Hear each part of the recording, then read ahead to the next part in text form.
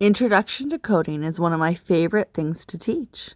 Come prepare with me as I get a first lesson ready for a new partnering session for kindergarten. To begin, we read a story and then teach the elements of unplugged coding through retelling.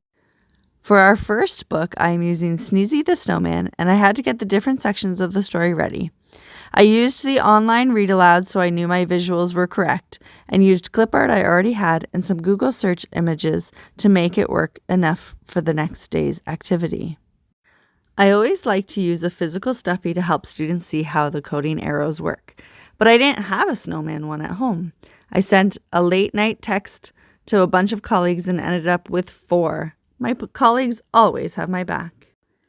I laminated the retelling elements, although could have skipped this step in hindsight, and then got out one of my coding grids that I made a few years ago and placed the elements around the grid.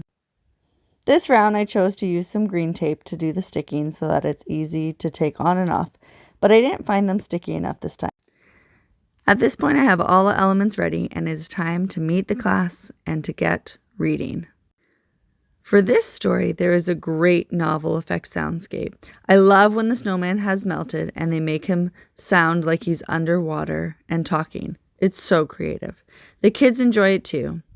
I then have them decide if it's good or bad idea to go close to the warm things, and then we enjoy the story.